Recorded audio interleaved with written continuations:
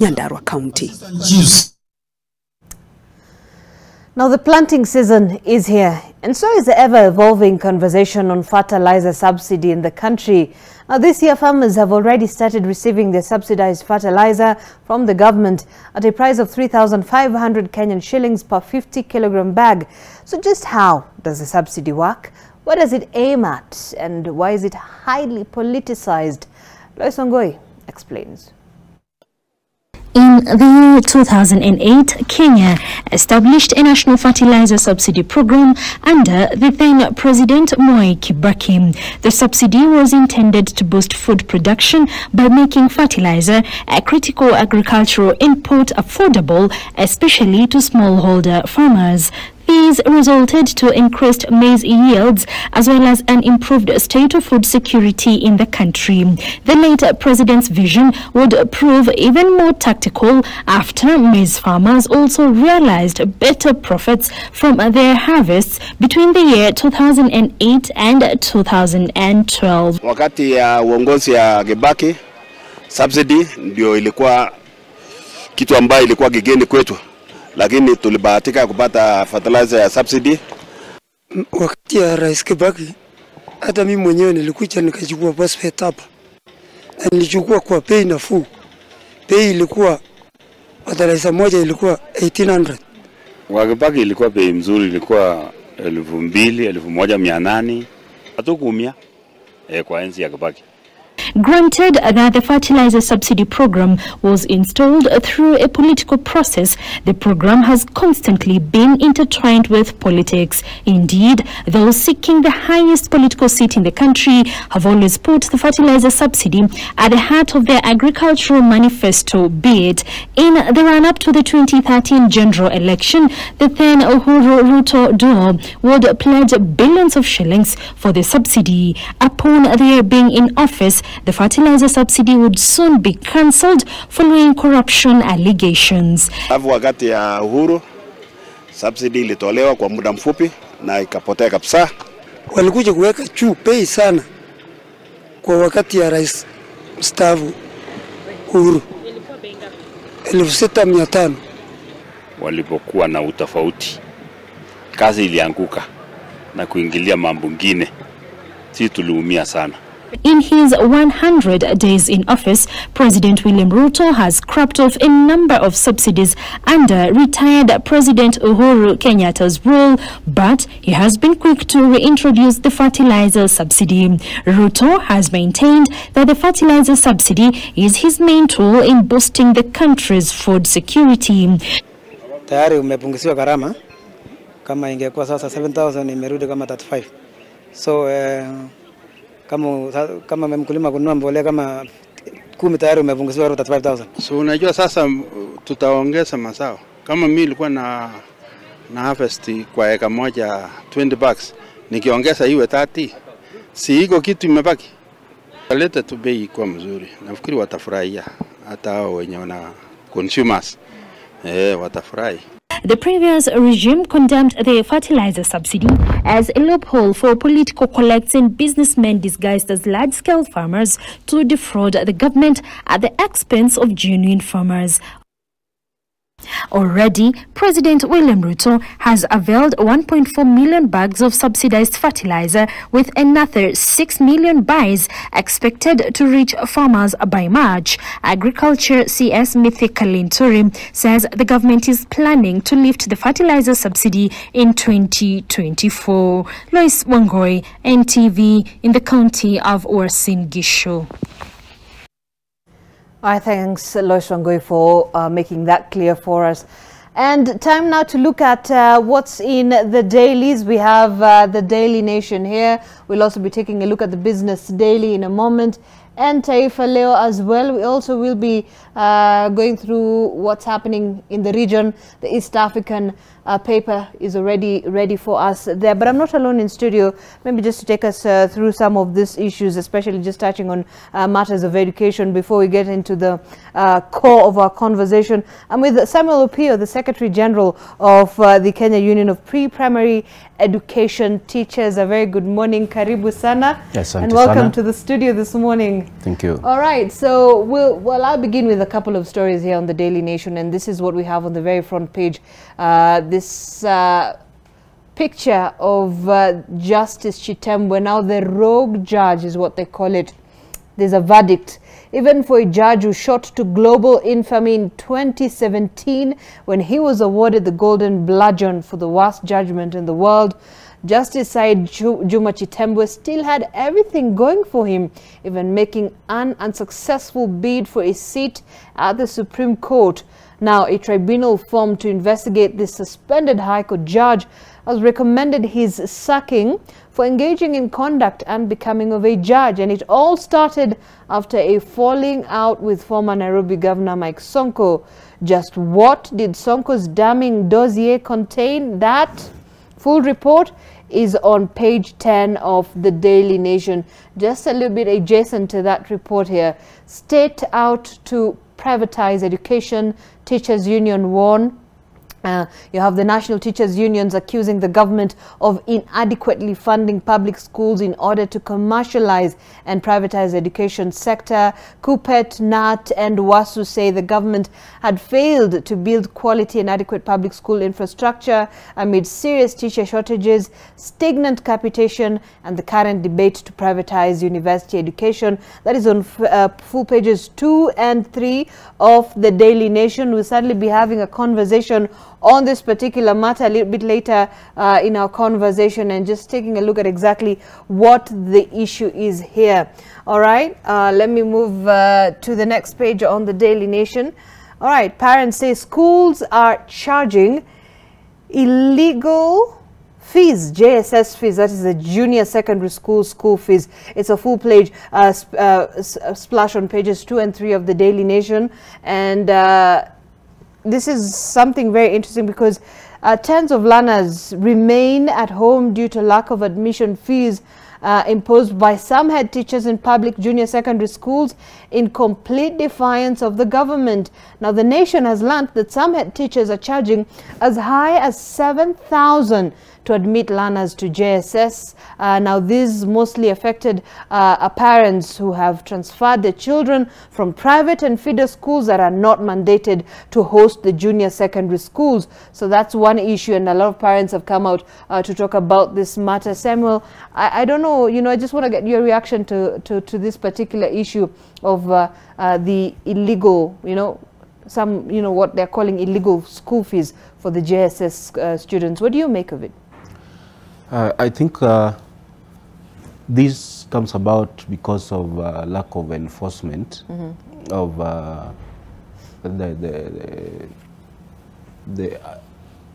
what I may say, the legislations surrounding basic education, and that is the Basic Education Act. Right. We have seen lack of administrative role in terms of supervision.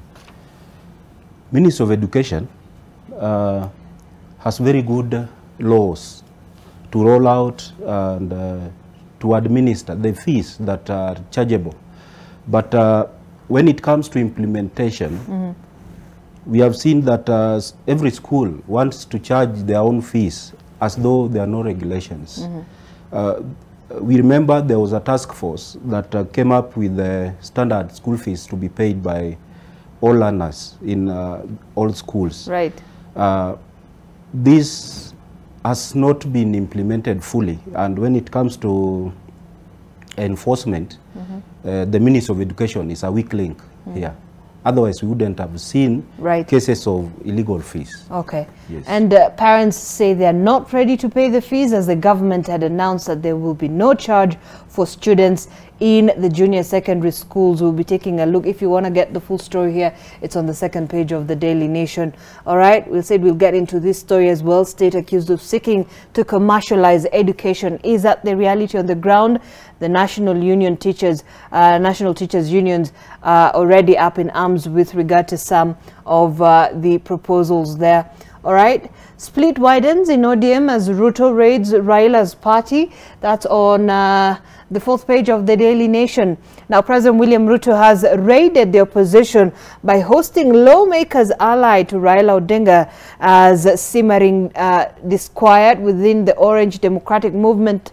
Leaders' anti-government protests snowballed into an open internal revolt. Well, according to the Daily Nation, sources within the ODM confided to Nation that there is a big split within the party over the anti-Ruto rallies, which some MPs have snubbed, while accusing Odinga of sending conflicting signals about having initially embraced the president. And you know, we've seen a couple of people, a couple of names and a couple of members of parliament that yesterday met with President William Ruto. There are about 9 members of parliament. If you can just get that picture there, just not the full picture, but these are some of the members of parliament who went yesterday to meet the president at State House. And according to the Nation, sources who attended the meeting told the Nation that the president urged the members of parliament to support his agenda in parliament for the sake of development. All right, the fallout in ODM is also stemming from disgruntlement in sharing of parliamentary positions. Some MPs are still bitter that they were placed in what they're calling nondescript committees, and when they complained to the leadership, they were ignored in a statement. ODM accused the MPs of trying to undermine their party leader. So there are a number of issues here coming from this particular matter. All right, let's move on to another story here, still within the Daily Nation.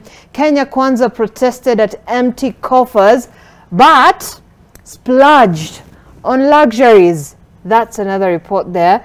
And the Kenya Kwanza administration splurging hundreds of millions of shillings while approving the spending of more than 4 billion on issues unrelated to development at the office of the president, even as its leadership claimed to have found empty state coffers on the 23rd of November 2022, and upwards of 264 million was wired to Deputy President Rigathi Gachagwa's office to implement urgent planned activities on the recurrent side.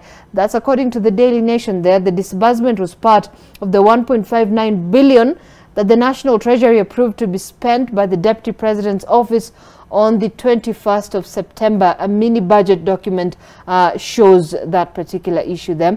Treasury has proposed to cut development spending by about 15%, from 715 billion to 609 billion, while raising spending on recurrent activities by 6.6% from 1.4 to 1.49 trillion shillings. All right, so you can get that full report there. That's on let me get this. That's on the 6th page of the Daily Nation. And approvals granted in the supplementary budget that we saw yesterday. You can just get that also on the 5th page of the Daily Nation. Still on the same, Ruto office gets 8 billion in the supplementary budget. The president has gained 8.35 billion, making his office one of the biggest beneficiaries of the first supplementary budget, even as the National Treasury cut funding to development projects by 106.28 billion to ease the pressure on public coffers. Okay, so we can get that full report on the Daily Nation on the 7th page of it. Okay, we're going to just quickly move over from the Daily Nation. But before that, let me take a look at just 2 more stories. Malkia strikers, Ace relieves earthquake terror. Well, this is what actually happened within that part of the globe, Syria, Turkey. There was a massive earthquake, and Malkia strikers, that is... all right, I'm going to get the name in a moment. Veronica Adhiambo, beg your pardon. She narrates to the Daily Nation her harrowing experience of the earthquake that happened in Turkey. The Kenyan international volleyball player marked herself safe following that devastating earthquake that ripped through Turkey and Syria on Monday morning. But while she hasn't suffered any physical injuries, the earthquake has dealt the Turkey-based sportswoman a big psychological blow, even as the death toll continues rising in both countries. That full report is on the 8th page of the Daily Nation. And finally, This is where we can be able to get that full report that's on the very first page, front page of the Daily Nation. Tribunal finding Justice Said Juma Chitembwe guilty of gross misconduct. You can get the full report there. All right, Business Daily, what do we have here? Landlords setting rent in dollars. This is what we have on the front page of the Business Daily. A number of prime office space landlords in Nairobi are now setting rent prices in dollars, joining a growing number of businesses that are pegging daily sales prices on the movement of the greenback in a bid to cushion themselves against forex losses triggered by the weakening shilling. Now, this emerging preference for dollar payments in real estate points to the increased dollarization of the economy, with the shilling weakening against the dollar by 9% over the past 12 years. Also, you can find a report on the issue of the NSSF, how implementation of the NSSF Act will affect workers. President William Ruto's plan, a social security plan, including increasing the monthly contribution of the NSSF, moving closer to becoming a reality after the Court of Appeal overturned a decision blocking the tenfold increase in the subscriptions. Also, Safaricom sets expiry date for Bonga mobile internet. If that's if you use Safaricom, which has restricted the time within which customers can use app data resources bought through one of its Bonga loyalty points, marking an aggressive policy to push the use of the points, which are a liability to the telco. And Treasury is also set to establish a climate finance bank. This, according to the Business Daily, Kenya is planning to set up an investment bank to increase commercial lending to environmental friendly projects by absorbing part of the risks associated with such ventures. You can get that full report on the 14th page of the Business Daily. Let me finish up on the Taifa Leo. All right, let me just expand our paper. Ruto avamia bedroom, Raila in quotation, and this is with regard to the members of parliament that paid the visit to President William Ruto yesterday. It says Rais William Ruto ameanza kupasua chama cha ODM katika juhudi za kulemaza kisiasa kinara wa chama hicho Raila Odinga. Mgawanyiko ndani ya chama hicho cha chungwa ulijitokeza wazi jana baada ya wabunge wanane wa ODM na kutoka Luo Nyanza kukutana na Rais Ruto pamoja na naibu wake Rigathi Gachagua katika ikulu ya Nairobi. All right, just down there we also have the issue still touching on the matters of education. Nat Kupet wakosoa serikali, and also walioangamia Uturuki. Sasa is 5,000 people have passed away from the earthquake that hit Turkey and Syria, but that number will continue. Just taking a look and bringing you the updates when and as we receive the updates. Finally, who's hoarding pay for Somalia peacekeepers? Ugandan MPs lift ban on simmering row over soldiers' allowances as morale dips in Somalia mission amid preparations for a drawdown. Pages 4 to 5 of the East African. EAC protests Congo move to kick out Rwandan. Secretary General Peter Mathuki wants Kinshasa to explain why 3 army officers serving in the regional force in Goma were expelled. That's on page 12 of the East African paper. Is Ruto out to frustrate Kenyatta? Also, that is what you can find in the East African paper. Okay, so we're going to just leave it at that for a moment, and later on I'll be taking a look also at the Standard, which also holds a number of issues relating to the matters of education. And in fact, this is what we have on the Standard. The very front page of the Standard talks about the radical proposals to jolt the education sector. Among the proposals the Presidential Working Party on Education Reforms wants is to trim the powers of TSC. The team is also suggesting mergers of universities as well as a review of the entry grades to teaching colleges. You can get the full report there, pages 6 and 7 of the Standard. We will be touching on that in a moment with my panelists this morning. And before I do introduce my panelists this morning, this is what the story that we worked on yesterday will be setting the basis of our conversation this morning. Right, so the Salaries and Remuneration Commission has dismissed claims by the pre-primary education teachers that their salaries have been revised downwards. The ECDE teachers have now been up in arms over a directive by the SRC asking county governments to adhere to the salary structure developed back in 2021. The recommendations by the SRC would see the teachers' current salaries, which is dictated by each county, aligned to the structure proposed by the Commission, notably reducing the salaries of many teachers.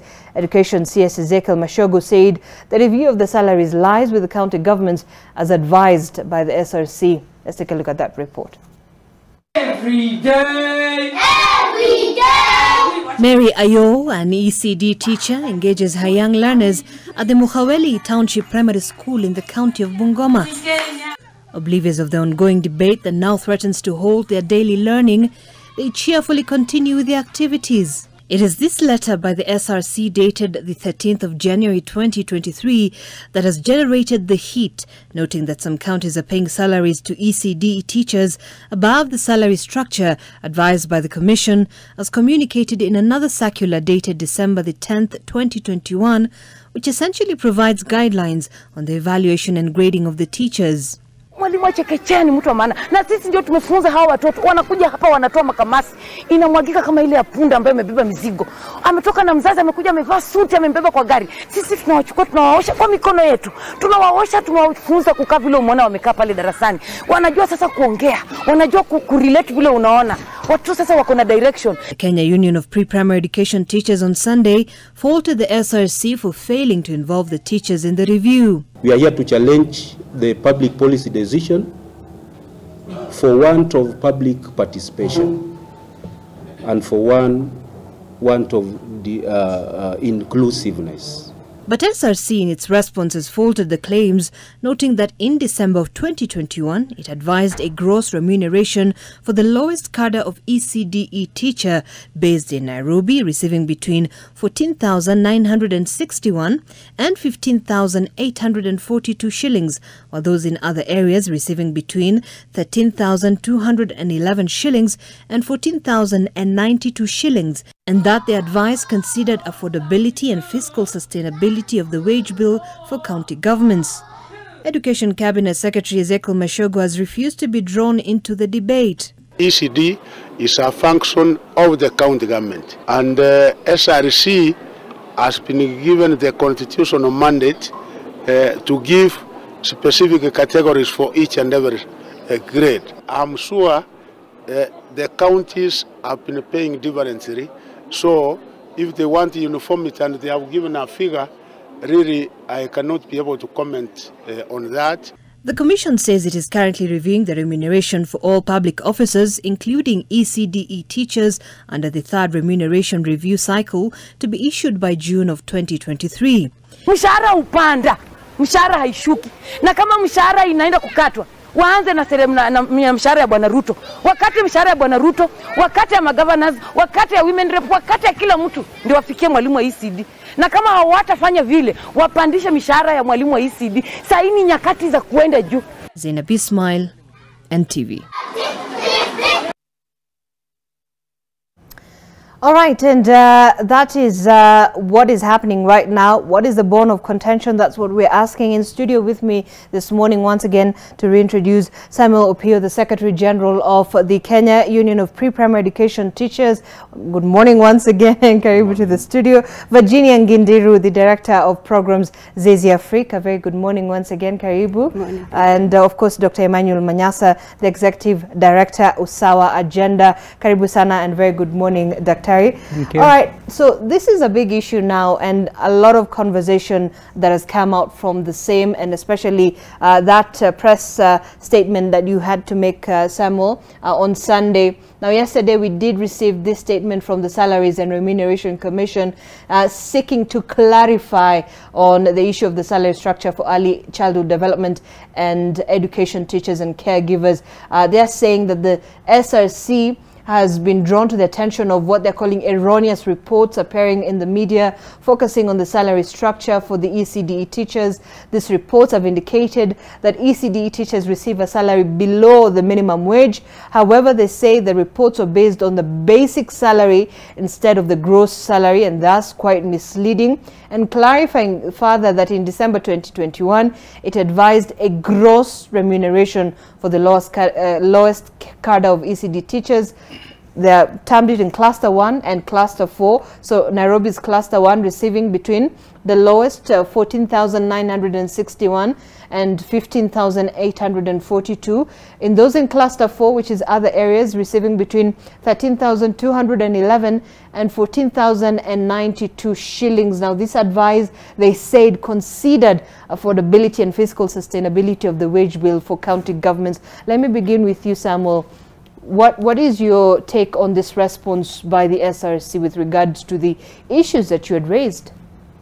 Yeah, I think the report itself is misleading and erroneous. The statement by the SRC? Yes. It is misleading in the sense that it is disputing the fact that they have recommended, not really recommended, but they have set salaries for ECD teachers below gazetted minimum wage. We still hold on to that, and we can prove because we have the gazetted minimum wage order created under the Labor Institutions Act, and the highest paid under the labor under the wages order is an ungraded artisan who in Nairobi should be earning 30,000 shillings. What we see is a proposal for 13,000 gross salary. How can that not be below the 30,000, assuming now we have the lowest paid ECD teacher as an ungraded artisan, although we know they start from certificate, certificate holders, then diploma, then degree. So even looking at that alone will tell you that they are paid below gazetted minimum wage. And we know the laws. There is no employer who is allowed to pay any employee in this country below gazetted minimum wage. How minimum should it be minimum? That's the question. All right. Again, there is this insinuation that we have ECD teachers and caregivers. This term caregivers is demeaning to the profession. How and so? Probably the grading structure is for caregivers. I believe caregivers are those who take care of some vulnerable children in some facilities elsewhere. But ECD teachers are teachers who are registered by TSC under the TSC Act, and they cannot be caregivers. Under the TSC Act, there is no term caregiver. Okay. Yes. When we come back from the break, but I want to get still, reactions from both Dr. Manyasa as well as Virginia. I want you to take us back to what really was the issue, what was the crack of the matter, because we remember that circular that was released in 2021. That is where the bone of contention began. You'll take us there. But Virginia, when you're looking at this issue that has now come, it has generated a lot of public debate on this matter, and SRC has taken up a lot of heat because of the statement that was made by the ECDE teachers. What do you make of it, this whole issue with regard to the salaries? Yeah. Thanks, Zainab, and thanks to my fellow panelists. So the challenge, I think, here is, it goes back to how we treat, or rather, it's seen as something that humiliates the teacher. And I think for me, it's time to reflect on really what does it mean to be a teacher. Because this is a teacher, for instance, who has invested a number of years through professional training, has gone through the whole process of certification, and is now deployed. So if within the approved grade structure, they will be receiving a minimum of such, it really is a demotivation to anyone willing to join the teacher profession. And I think on one hand, we are trying to professionalize and make this space a little bit more, attractive to other people outside there. But on the other hand, I think the issue of salary will then affect this effort in a very big way. Yet we know that this teacher is at the core of helping us, uplift the standards and the quality of education in this country. So I think it's just seeking to look for a way of ensuring that this professional teacher is also receiving something worth, having them retain, remain in the profession. But also secondly, we don't want them to be there for some time and then exit. Because at least after a certain number of years, they should be going for professional development even to advance. So how do we provide for such, in light of the approved structures? So it's just looking for ways in which this can be made better and more attractive to those willing to join the teaching profession. All right. Yeah. Dr. Manyasa, your initial reaction to the debate that has certainly taken a life of its own? It's actually unfortunate that we are talking about these kinds of figures. Because this is the money that a lot of households earn, and they live in the house of the employer, they are provided for, and they are fed. So I'm imagining if you are paid a gross salary of 13,000, here in Nairobi, where do you live to start with? Who will give you a house, and not a shanty in a slum for that amount? So it is very unfortunate that we are talking about those figures, because I think we undervalue the role of an ECD teacher. We undervalue the roles of teachers generally in this country, but the role of an ECD teacher is undervalued even more, when actually they do much more than any other teacher. I taught in the university, and I don't think I can teach in an ECD center. Because in the university, you walk into a lecture hall and you speak to people, they are mature, they know why they are there, they will understand. And those who don't understand, you can let them be, because they are responsible for what they are doing. Here you have small children, some of whom, as you saw in that clip, need to be helped even to answer the calls of nature that they do so in class. And then you undervalue that and say, we will pay this person 13,000 gross salary. I think that we must get serious. I think that SRC has been a major disappointment, and let me be very blunt. We don't set up regulations to regulate weak people, because weak people have no power to abuse. We set up regulations to regulate the powerful. SRC was conceived to regulate salaries of individuals who are in a position to abuse their positions. They failed at the first hurdle when MPs brought proposals to increase their pay. They could not stop them. In any case, they have kept pampering those top earners in the country. And now they come to tell the least paid that you are causing a wage bill problem. How sensible is that? Well, they're saying, look, according to them, this is what they're saying, that this advice has considered the affordability and the fiscal sustainability of the wage bill, for county governments. Is our wage bill the problem, or general abuse of public resources the problem? Indian Nation today on the headline, we're just seeing how the government has wasted money in the first few months of its reign. So it's a big irony. Is that the? Let us ask the lady Mengich how much is being spent on tea in her office. Okay. Yeah. And from there, well, we certainly cannot be able to get the answer on that. But we will be coming back to continue with this conversation. I have to take our very first break here on M Live on NTV. Talk to us. We are speaking on the issue of the pay dispute between the Salaries and Remuneration Commission and the pre-primary education teachers. Well, we'll be back in a short while. Talk to us. The hashtag we're using this morning is M Live NTV at NTV Kenya. You can also tweet me at Zainab Ismail. We'll be back in a while.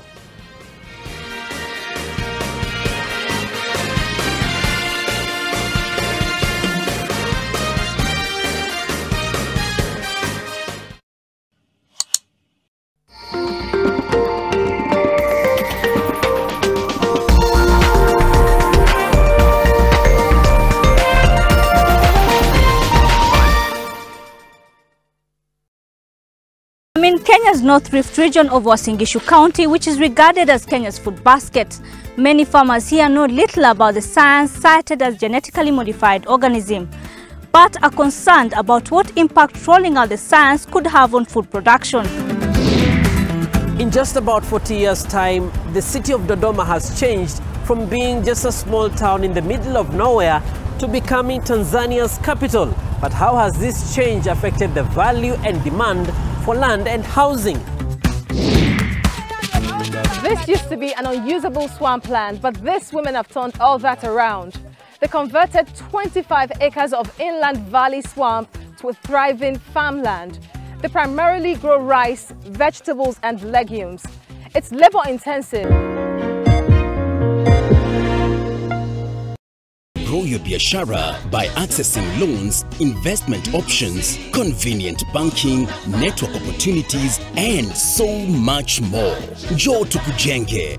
Visit any one of our 93 branches countrywide. Family Bank is regulated by the Central Bank of Kenya.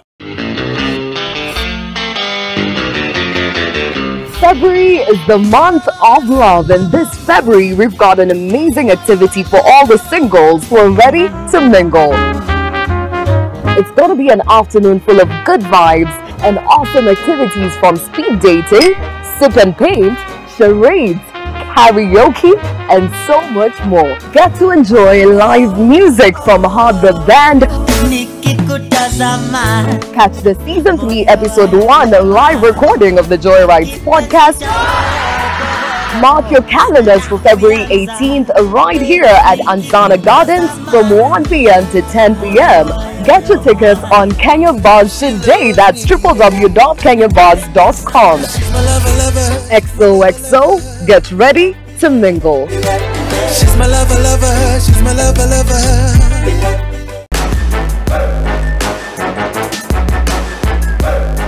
They call February a month of love. I'm single, I'm happy and proudly 40. I am single but kuna mali nimekelea deposit. But I believe love is a decision that you make. Well, we found on what we wanted to show them, but we were not open about what is happening behind the scenes. Yeah. The girlfriend whom I was dating was also dating my brother. Kuna vile tu chungu na kurudishanga. God, yani. To your first love. True.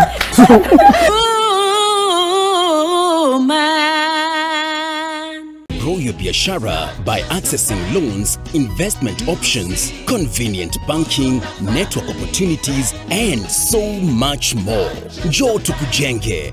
Visit any one of our 93 branches countrywide. Family Bank is regulated by the Central Bank of Kenya. My name is Sogoti James, General Manager Commercial, Nation Media Group. I'm excited with the forthcoming Season 2 of Man Cave. Finally, men's conference come in the name of Man Cave to discuss the plight, opportunities, strengths, challenges of the man and their real place in society to transform and offer great solutions for the men and the bigger society as it were. This time it will be held in Tigoni, and I will be attending the event, and we invite all men who think their place of prosperity is here. And now let's come and celebrate.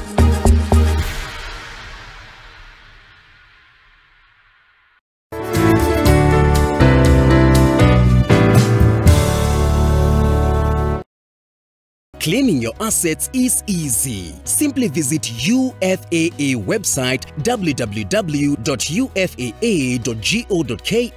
or dial *361# or visit Huduma Center near you.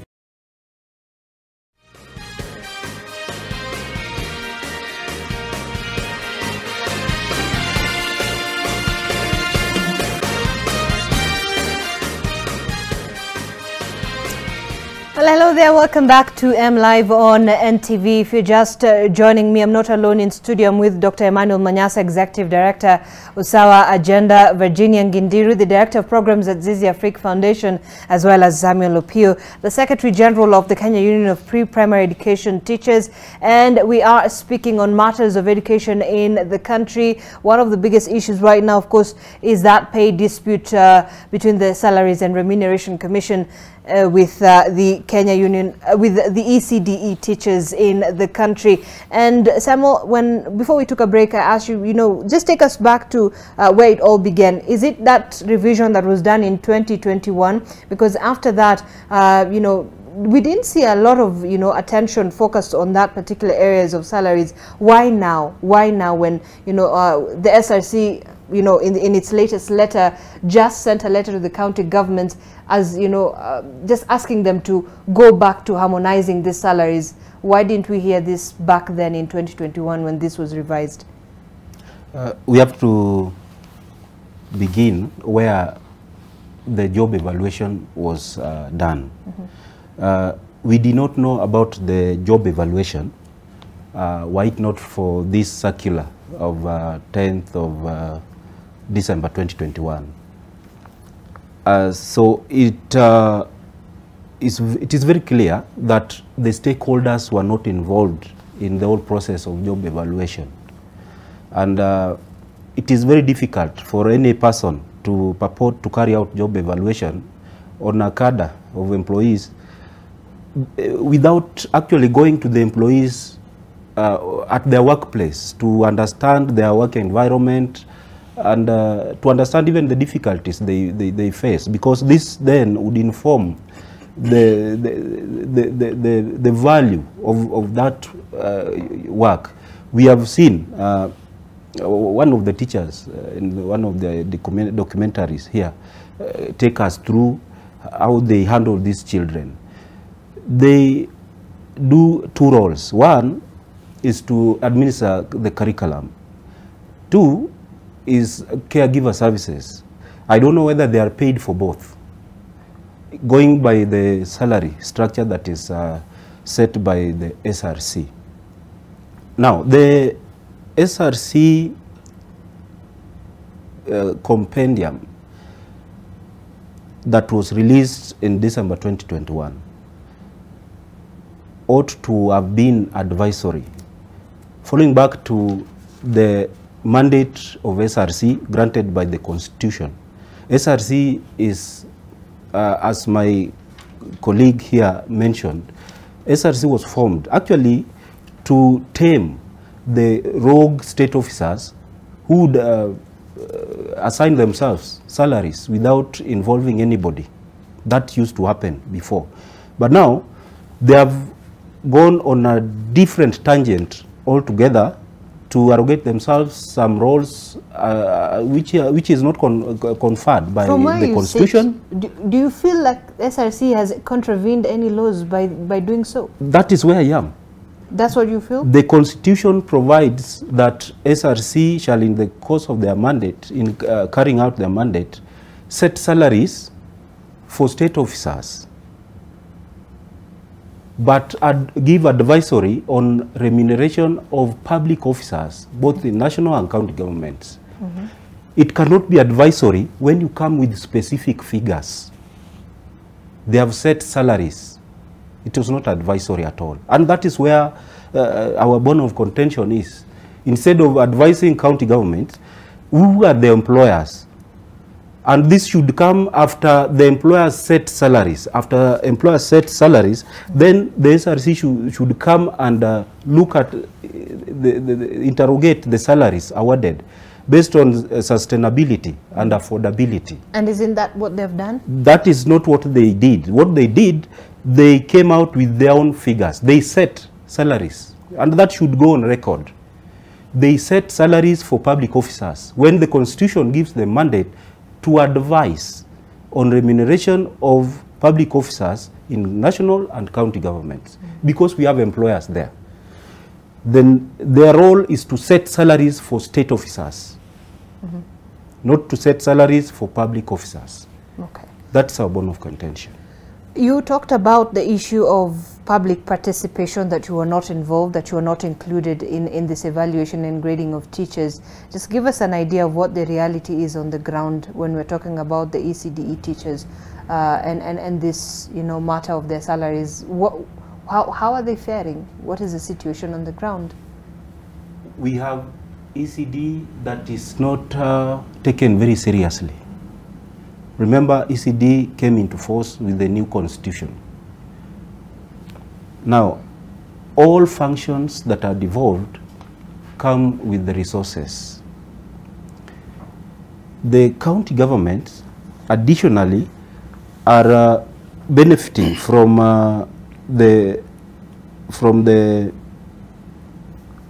it is called County Governments Additional Allocations Act of 2022, which supplements, cushions their budget for ECD.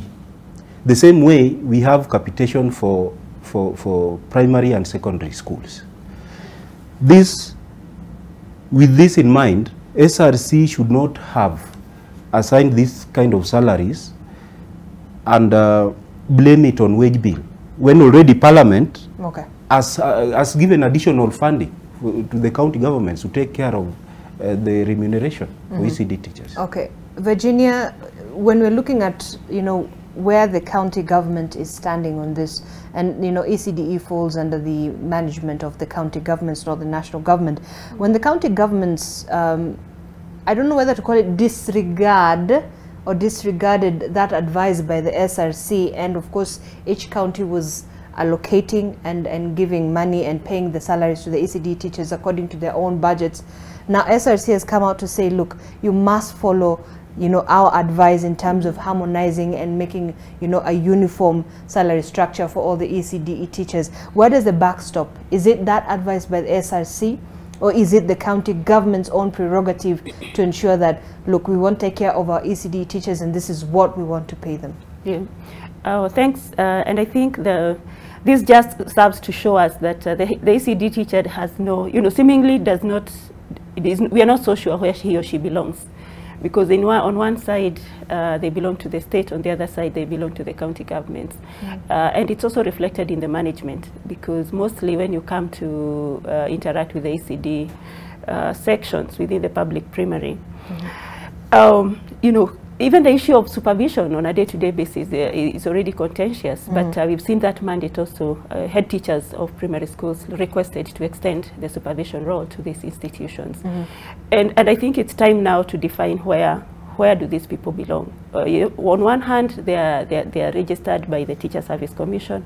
On the other hand, you know, but the employer is not the TSC, but rather. Do you feel it's a bit of a blurry line there? Yeah, I think we need to come into terms with this reality, and for once mainstream the provision of early childhood development education services, because even when we talk about learning, quality of education, management of staff, there seems to be you know, the ECD somehow is an incognito player in all these discussions.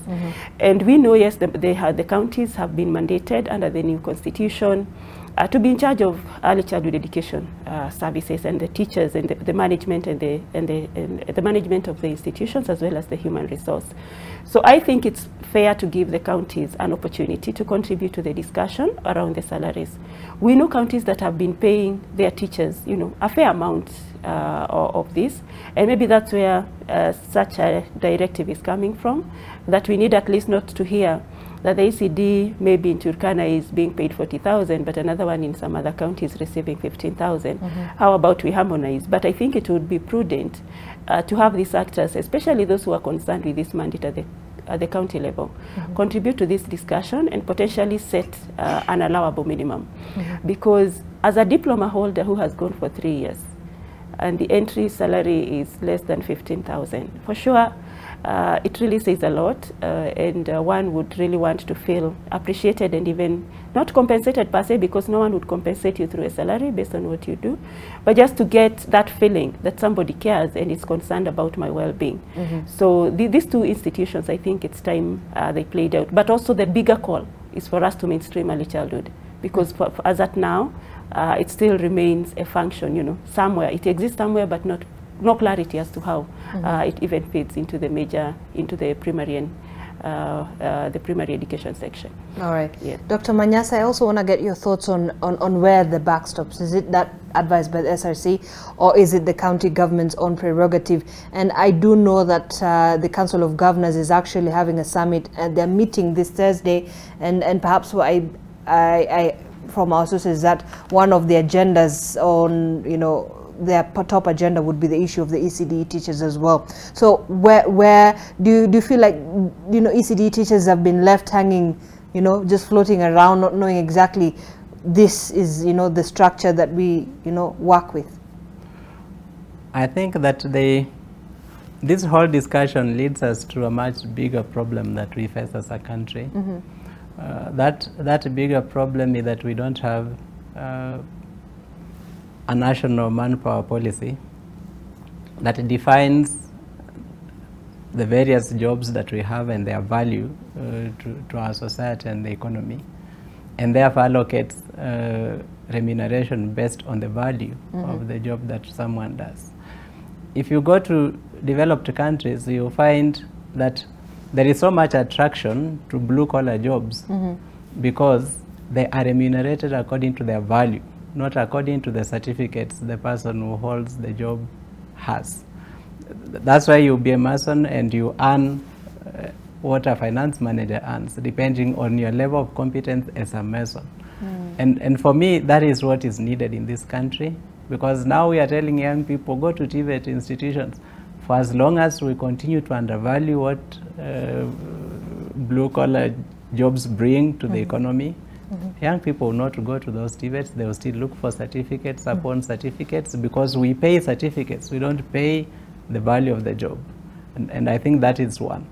The second thing is about mainstreaming ECD, and I think that, and I'm hoping that this is what will come out of the presidential working parties, because I'm aware of submissions to the presidential working parties that have asked specifically for ECD teachers to be employed by the Teacher Service Commission, so that we have one teacher's employer in Kenya. And I am looking forward to a time when our teachers will earn the same, whether you are in ECD, you are in primary, or you are in secondary, because there is none whose contribution to the education system is less important than the other. What has been different for some time is the levels of education and training of the teachers at those levels.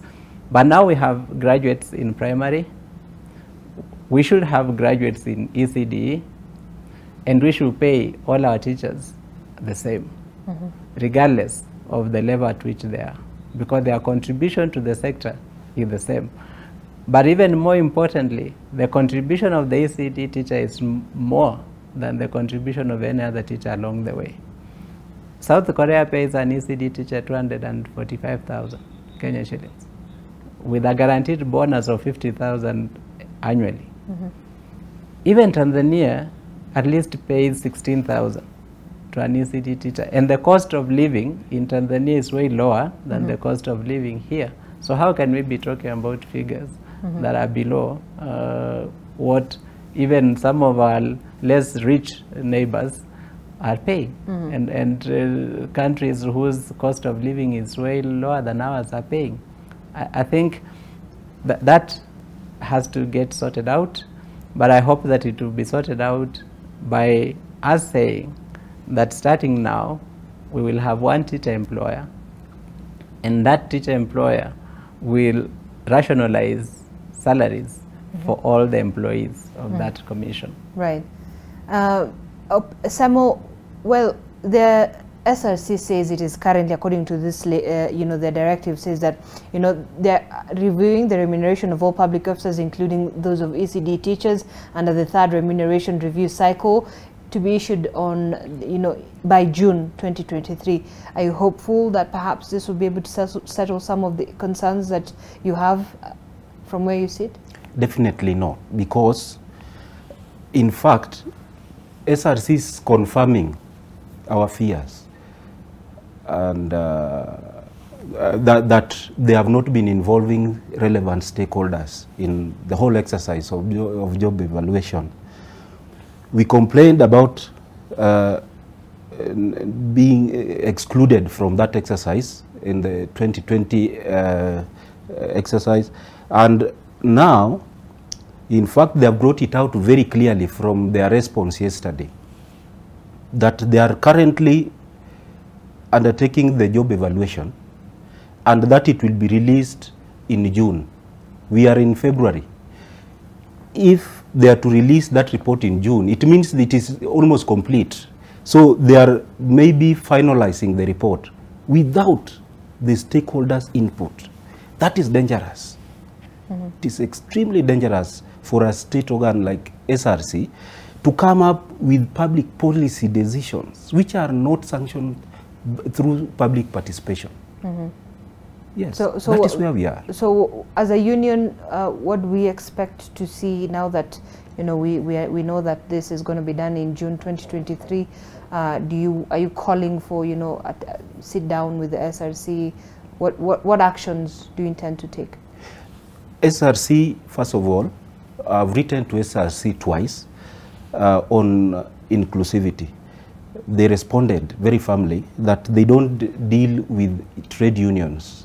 They only advise employers. Therefore, we cannot ask them or force ourselves into their workshop where they manufacture these salary structures. Let them do it. If they have refused to include the stakeholders, let them do it. But what I know is that we have courts in this country which are mandated to interpret the law. They'll do that. Yes, they'll do that because Kenyans have high expectations that the Constitution 2010 must reign high. We cannot have state organs that assign themselves powers. Then why do we have the Constitution? Why do we have the relevant laws? That's the question. All right. So we are definitely, as I put it before, and it is good that I'm here before I go to court to file that matter, because then it would have been sub judice just to discuss that matter here while it is pending in court. So we are doing this, and probably this is the last time we are discussing this here, so that we do not interfere with the court process. All right. Yes. Okay. I'd like us to move on to something that has been captured in the Daily Nation.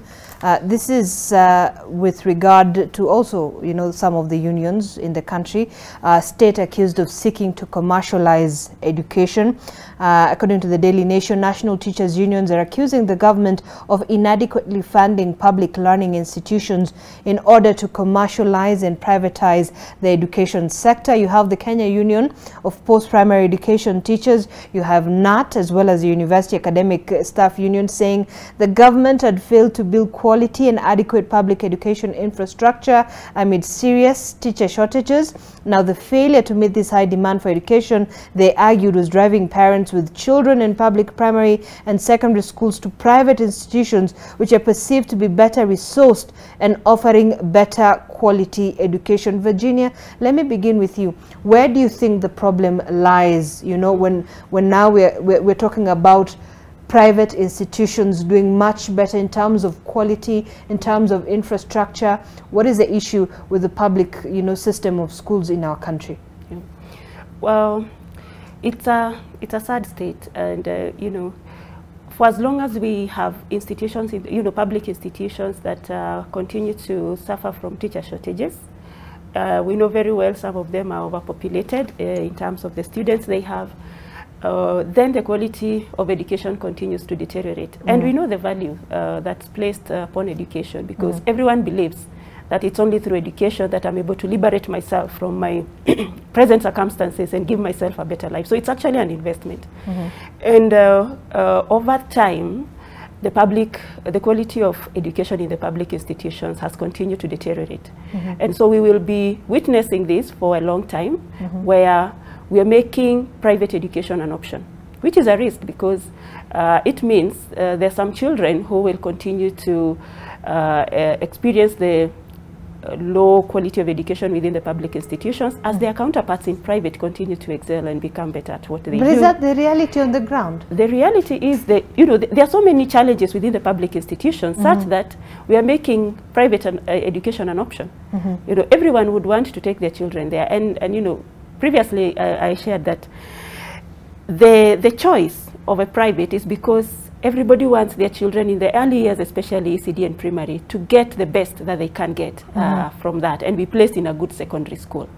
And we've seen that even in the secondary school that one goes to has a determination as to where you land in future.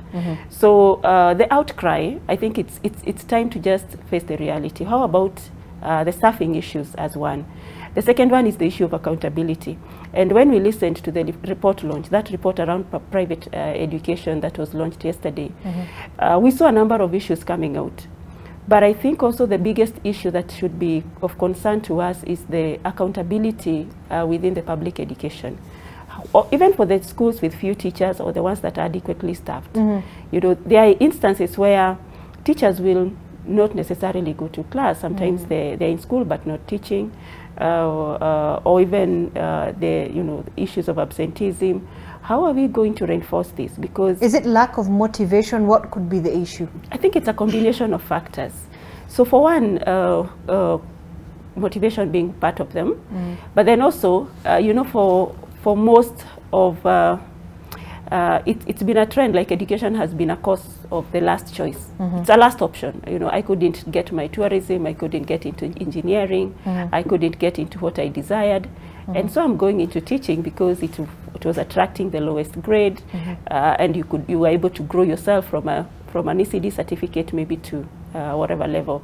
So it's a combination of several issues, motivation being one of them.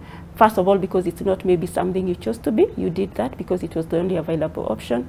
And then secondly, there's been a lot of within the institutions, even the lack of resources in themselves, the work environment sometimes will demotivate these teachers from giving their best.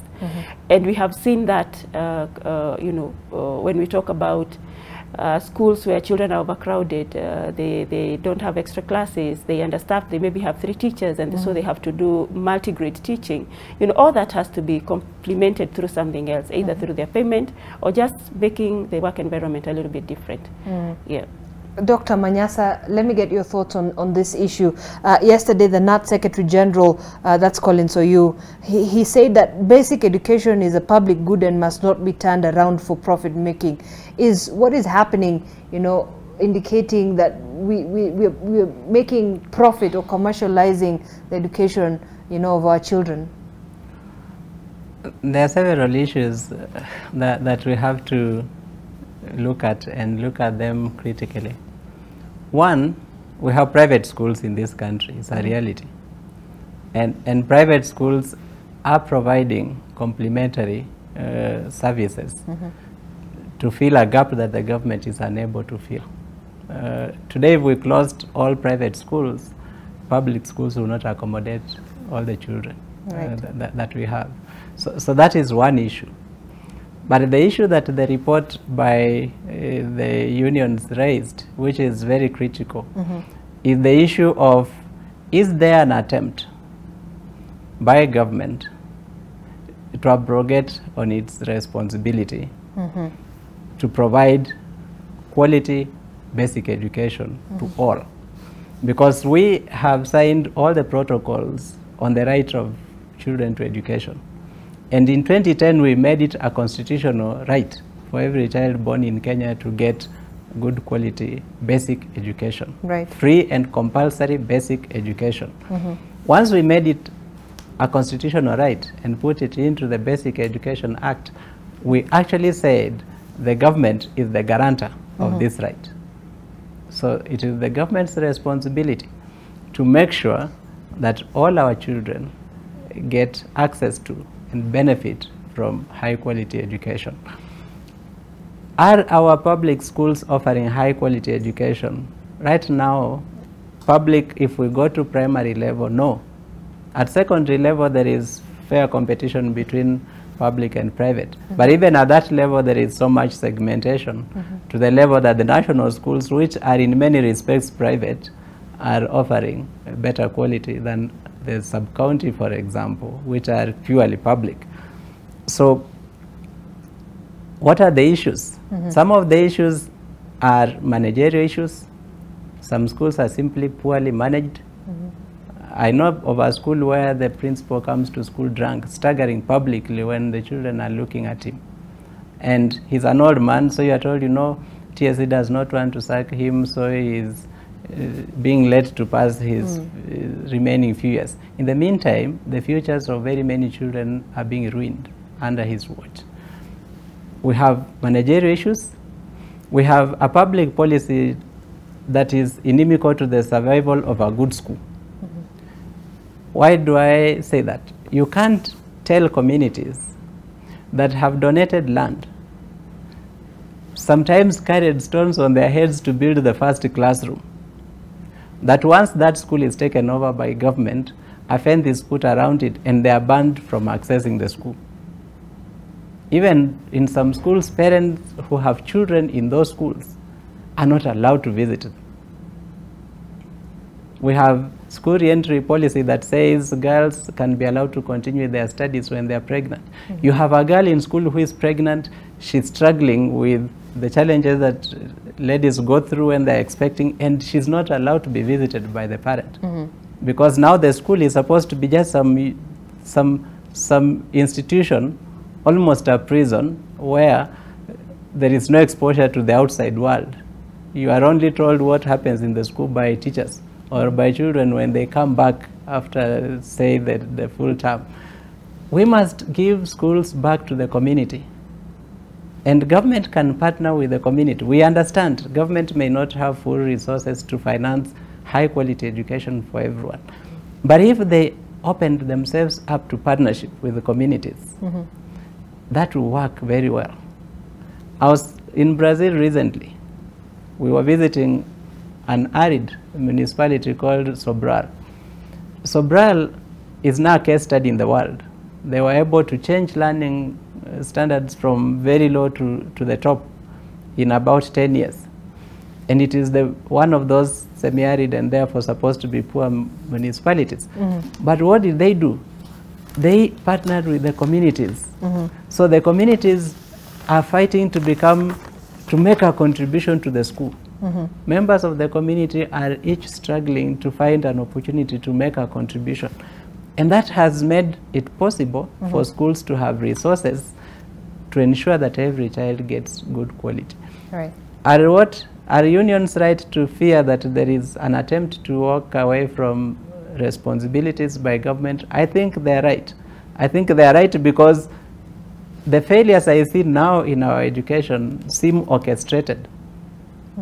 Because how do you explain, for instance, that this is week 2, since the junior secondary school children reported to school? In public schools, they are not learning. In private schools, they started learning day 1, which was last week, Monday. So you have most parents preferring, I'd rather take my child. So parents are being forced to spend their last coin to take their children where they think they will learn. Because schools opened last week for grade 7. This week we TSC is still trying to post teachers this week. Right. The teachers they are posting are teachers who graduated 10 years ago. They have been selling boga and riding border to make ends meet.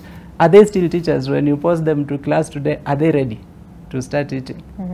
And they are posting 1 teacher per school for junior secondary. There hasn't even been some basic guideline to the heads of those primary schools on what they should do with the children when they come, other than asking them if they have uniform. And some of them demanding money to admit children. They have no clear guidance. Is it that is failure that looks orchestrated. Is it a policy issue, or is it just widely a systemic, challenge? That is systemic, and that's why I feel that it is orchestrated, because when there is leadership, and we knew that we were going to open schools on this date for these children, we can't wait to post teachers after children have reported. All right.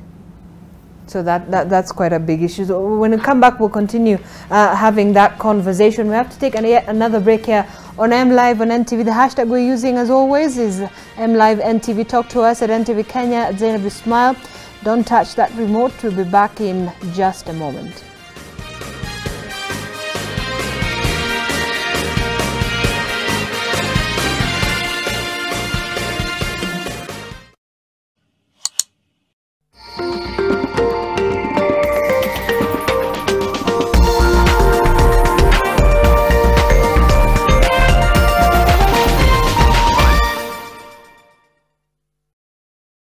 Centum Real Estate brings to you 265 Elma 1 Apartments, the newest and most stylish development in Kasarani. Pay a deposit of 250,000 Kenya shillings and the balance in flexible installments or mortgage finance. In your paper this week, where's our pay?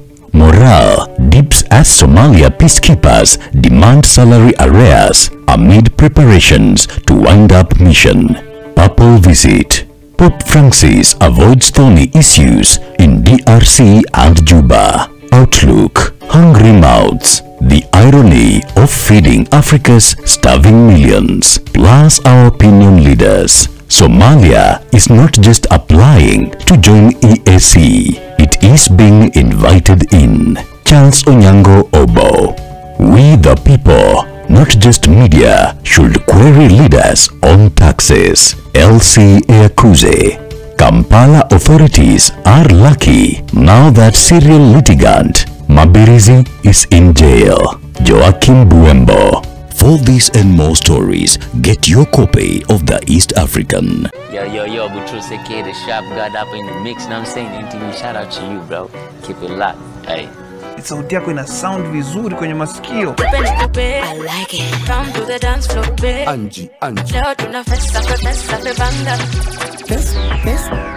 Festa pe banda. Another banda.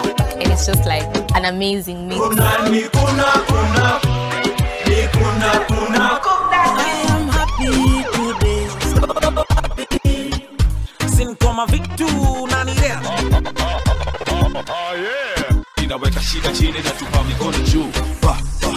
Banjuka tu. No compromise, this the hottest combo. Unistima, uninare. Mix on NTV. Don't touch that dial. Not it. No want it.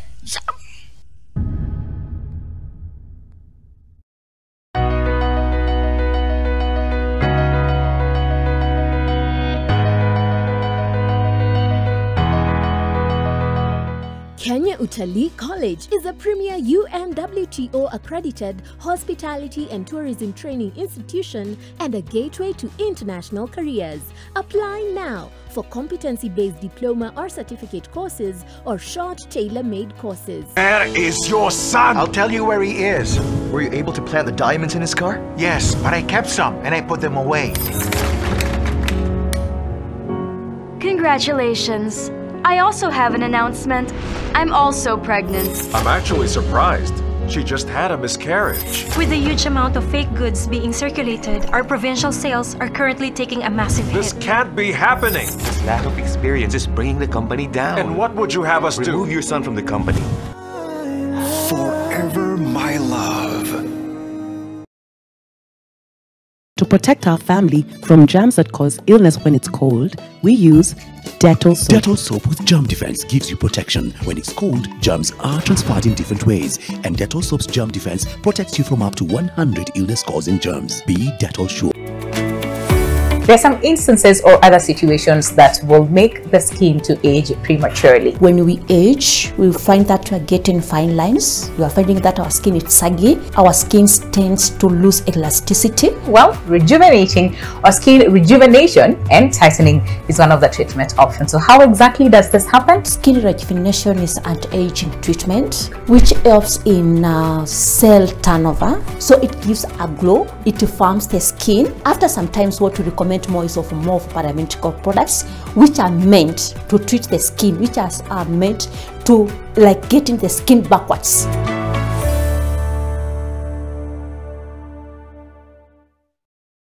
Grow your biashara by accessing loans, investment options, convenient banking, network opportunities, and so much more. Njoo tukujenge. Visit any one of our 93 branches countrywide. Family Bank is regulated by the Central Bank of Kenya.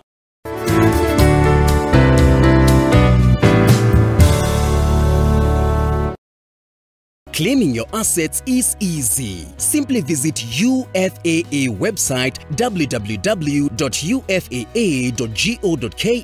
or dial *361# or visit Huduma Center near you.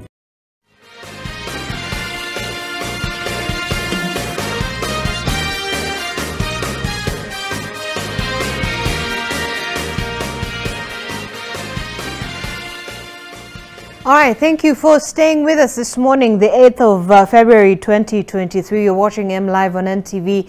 And let me get to Samuel now. You know, you're part of the unions in this country with regard to the education sector.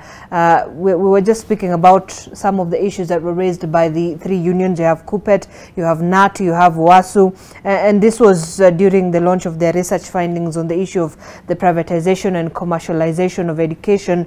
Part of the issue they've raised is mushrooming of low-cost private schools that were not properly regulated and only, according to them, seek to maximize profits. Is it something that, you know, as a stakeholder, as you know, you're also part of the union with the pre-primary education teachers, feel concerned about when we're looking at, you know, the schools that are already there, more private schools and, you know, more parents and guardians hoping and preferring private schools to public schools, pre-primary education sector, you know, subsector? Do we feel like there's something there happening as well with regard to the same? Exactly. And now, we know private schools are run by entrepreneurs who want to make profits. But is it just profit, or is it probably to expand and increase the, you know, space for learners to get better education? That is said. What is not said is that they want to make profits, because that is business. Mm-hmm.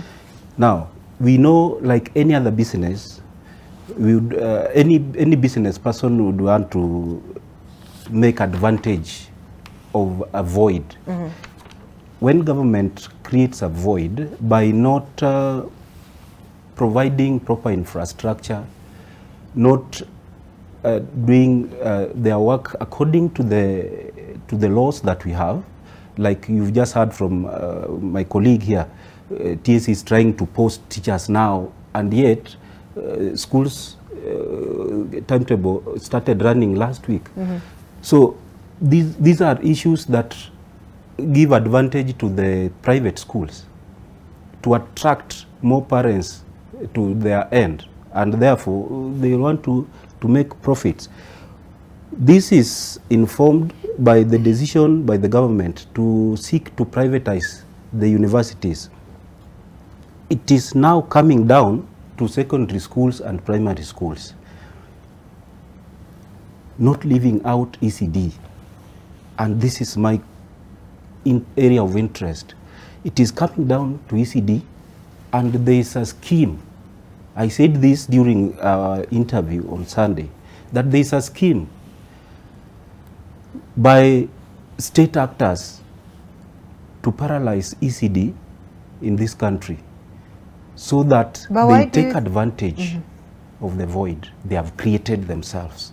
Why do we have laws? We have even ECD Act 2021. We have pre-primary education policy 2018. But up to now, we do not have boards of management for ECD centers. Instead, we have these primary school head teachers running pre-primary ECD centers, while we know very well this is a devolved function. Could it be a human resource issue? It is not a human resource issue. These issues are well articulated in our policies, and also the Basic Education Act and the Early Childhood Education Act. It is enforcement. What is difficult for the Cabinet Secretary for Education to instruct all county directors of education to ensure that all ECD centers have boards of management as enshrined in the law. What is difficult in that? Do we need other laws apart from what we have? No. Now, we are seeing SRC also contributing towards failure of ECD this way. ECD teachers are now poorly remunerated deliberately to send them out of this profession. What we see SRC doing is against their mandate, which is to retain public officers. Okay? Instead of retaining them by remunerating them well, they are paying them poorly so that they exit the stage. What we are going to see is a privatized ECD in this country. So these teachers will leave. Nobody will want to work for a paltry salary of 7,000 shillings. And yet government is watching. They are being paid below minimum wage and government is watching.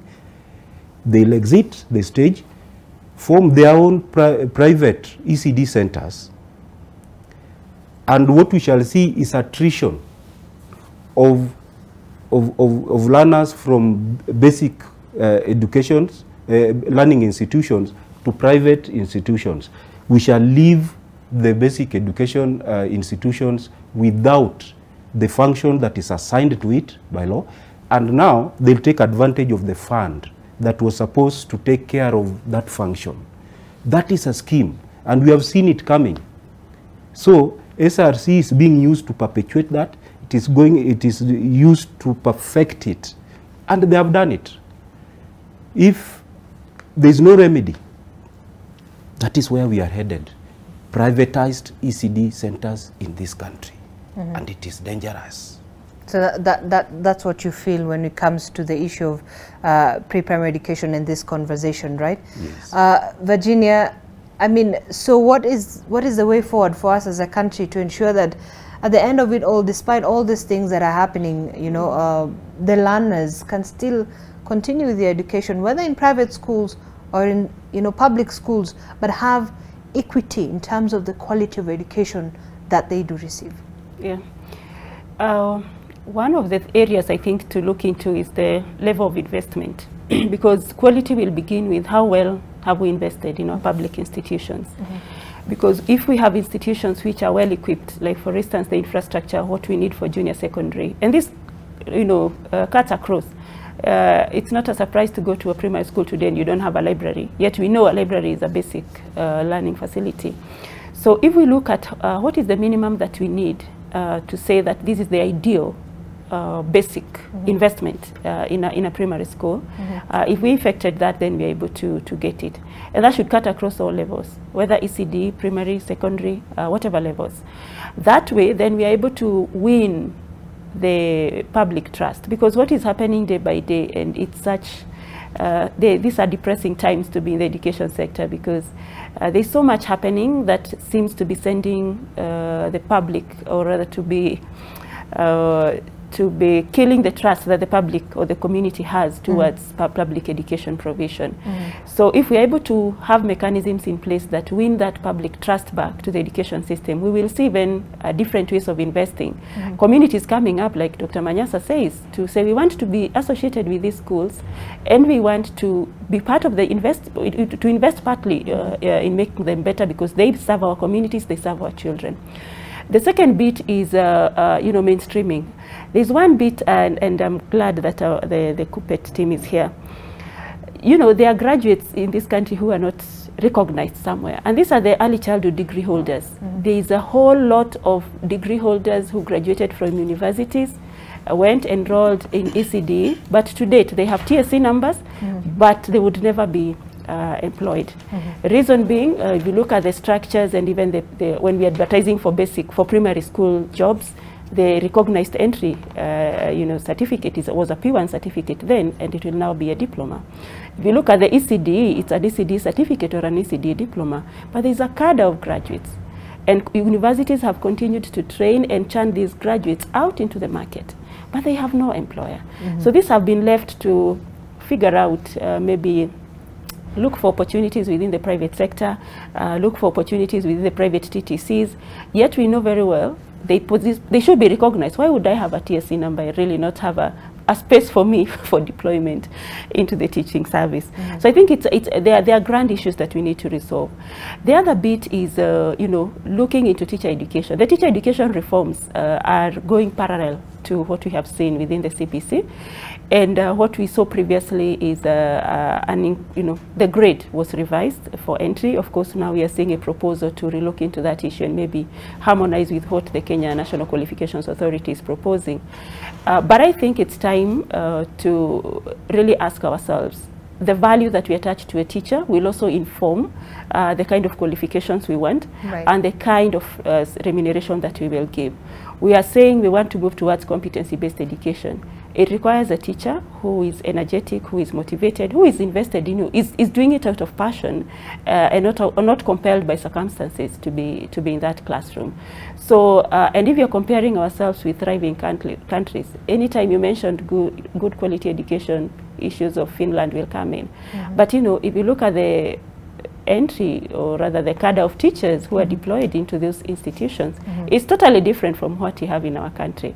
So really investing a lot of interest in looking at the capacity and the human personnel issue, and largely mainstreaming. I think this bit of ECD belongs here, doesn't belong here, but then there are regulations from the other side that have to be effected, would really haunt us for a long time if we are not able to make it work for all of them. And then lastly, we need community. Communities, the parents cannot, be out of the system if it is to succeed. And that having strategies in place, making our schools friendly. It's hard when, the walls that were erected, and COVID taught us that learning happens beyond the school compound.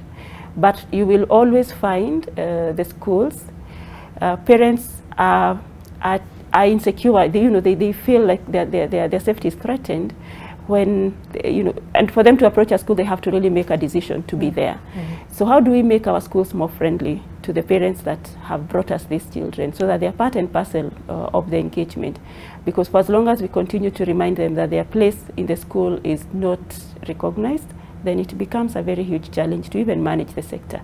And we would not wish that a child opts for a private. It's okay for those who can afford, but we shouldn't compel the majority of children who are from not so well-to-do families to be forced into debt, possibly because they want to access a good education. So let's make it a reality for even the poorest child in Turkana or wherever else they may be.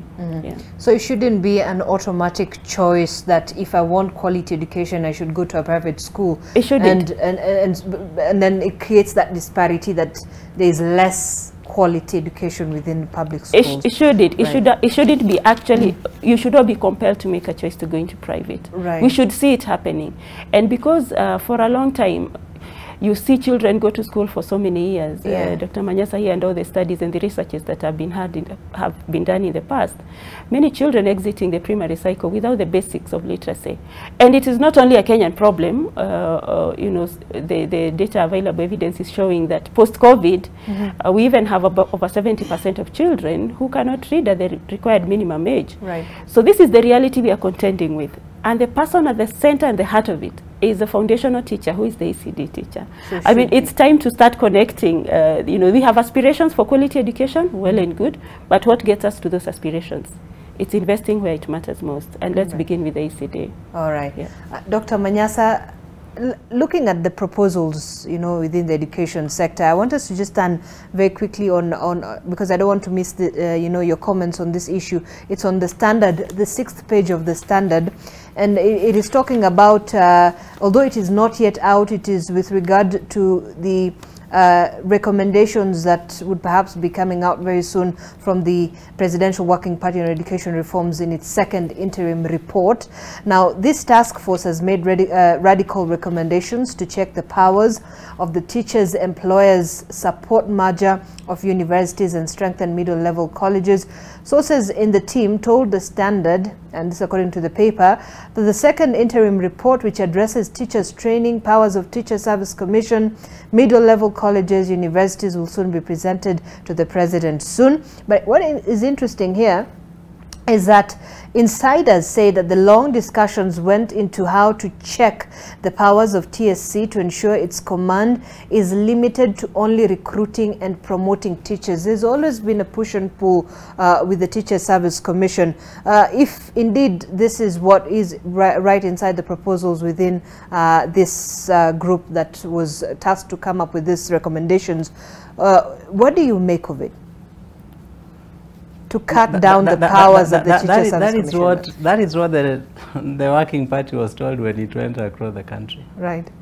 That's what majority of the people felt. That is what it was told. TSA has had an adversarial relationship with teachers. Mm-hmm. And that has caused a lot of challenges in the sector. Mm-hmm. And that is, I think, it's important to address, to confront the fact that they created 2 centers of power within the ministry, and because of creation of those 2 centers of power, there has been duplication of roles. Mm-hmm. Those duplications are unnecessarily expensive and they bring no value to the teaching and learning. And so I don't know the extent to which they will want to recommend changes, but changes are necessary to make sure that TSC functions efficiently. The Ministry of Education as a whole functions efficiently, and that there is some hierarchy within the Ministry of Education and not this powers tussle between TSC and the Ministry of Education. I think that is necessary. Secondly, on the issue of the merger of some universities, I would welcome that. Why? Because this country went rogue when the economy was booming between 2003 and 2010. And every other person was running to university to get a degree. And they decided that to meet these demand letters, open up universities everywhere. It was a big mistake. And I was teaching in the university then. And I remember telling my boss that if I had money, I would save up to buy cheaply the campuses they were establishing in another 10-15 years. And own one. Yeah, I told him I'll buy them cheaply because they were being set up without any foresight.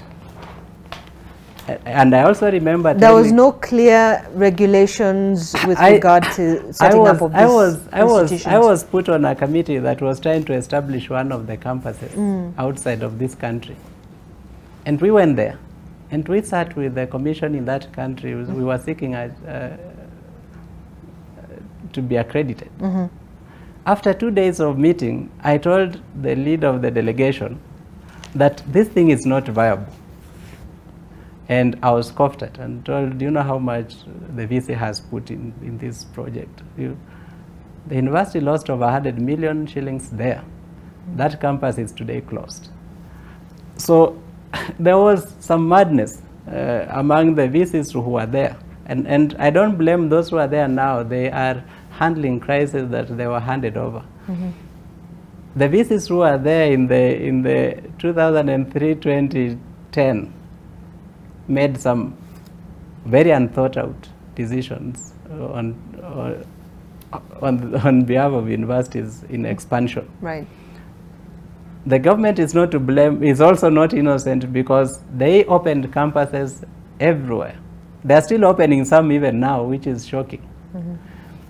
Because a university must meet certain minimum criteria. Some of the things we have opened up and called universities are actually not universities by any standard. Because a university is the caliber of its professors. Some of those things don't have someone whom you will take to the University of Nairobi and call a professor. We may call them professors. I know of a professor in one of our universities who tried to apply for a job in the University of Nairobi, and they told him, the best we can offer you here is senior lecturer. And he's full professor where he is. I can give names because I know. We can't have those kinds of people and those kinds of institutions being called universities because they will kill themselves. It is, the labor market is very cruel. the labor market selects based on the competency of the graduates you produce. And if you set up something that is not resourced enough and is not staffed with the right competencies among the academic cadre to produce the right qualifications among its graduates, it will have to die.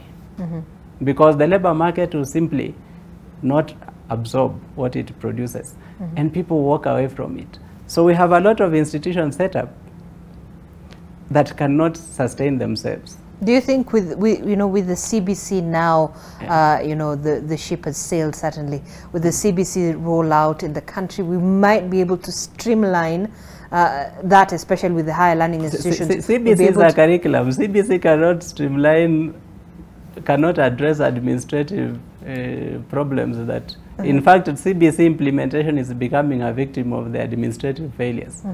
It cannot address administrative failures. So we need to accept, one, that we have more universities than we need. Two, that some of them are actually not universities. We have just christened them universities. And accept that we can also not have, for example, every university offering medicine in Kenya. Because it works well if we have all the competent professors in medicine in 2-3 universities, so that we consolidate our resources and we train our doctors there. We have 2-3 universities offering engineering, and we consolidate our resources for engineering in those institutions, and we have them. For the most effective for effective approach. Right. We can't have, you have 5 professors of let me say gynecology. All right. Now you have scattered them across the country, because one is teaching in Must, another in Moya, another in JKUAT, another in KU, another in Nairobi. You can't optimize. So suddenly and these are scarce resources. So why can't we agree that we are going to merge some of the universities, and we are going to therefore make it possible for universities and university campuses to specialize? All right. So that we put all specialists in one place. We know if you are going to train in agriculture. Previously, we knew if you are going to train in agriculture in this country, you are in Egerton or you are in Lower Kabete. How can we do that? If you are training in education, we knew you were in KU because they were the experts there. We have to go back there. But away from that, there is a whole problem of mismanagement in our public institutions that we must deal with. Let me just just hold on to that thought, because you'll make that as your final remark. We're almost running out of time, so allow me to give Samuel and Virginia as well just 1 minute each to wind up. Your final remark, Samuel, from where you sit. What most pressing issue for you, of course, is the issue of the salaries, allocated to the ECDE teachers. What do you hope to achieve, with regard also to the reforms that we're seeing already happening within the education sector, representing the ECDE teachers? One key issue for you, hopefully, if education stakeholders, those in power watching right now, that one key issue hope to be addressed once and for all. We have to address the powers of SRC for us to achieve desired goals in management of ECD. But I want to make a very quick point as I close. We have ECD teachers being subjected to both TSC Code of Conduct by dint of their registration by TSC, as well as the County Human Resource Manual, which establishes the CHIRAC, which also administers disciplinary processes on ECD teachers. So we would want our institutions, legislature actually, to look at whether it is proper in law to have these kind of workers, the ECD teachers, subjected to 2 centers of disciplinary processes. Under TSC and under the Public Service Commission. All right.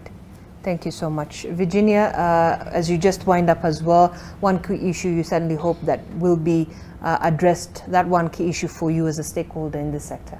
Thank you. We owe quality education to our children, and so invest in the human resource, invest in the infrastructure, because public institutions are to work for the majority of us. You know, without that, we would not be where we are today, and we can't deny the child of our time that opportunity. So make it work, invest where it matters most, and make it work for the ordinary Kenyan child. Investment. Thank you, Virginia. And finally, Dr. Manyasa, also very quickly, you were talking about the issue of wastage of resources within the schools? Streamline management of our educational sector from the school to the ministry level. Why do I say that? We must ask, why are our primary school teachers, public primary school teachers, educating their children in private schools? Why? Right. That's a question. It's a question you've left all of us hanging, and we're all thinking.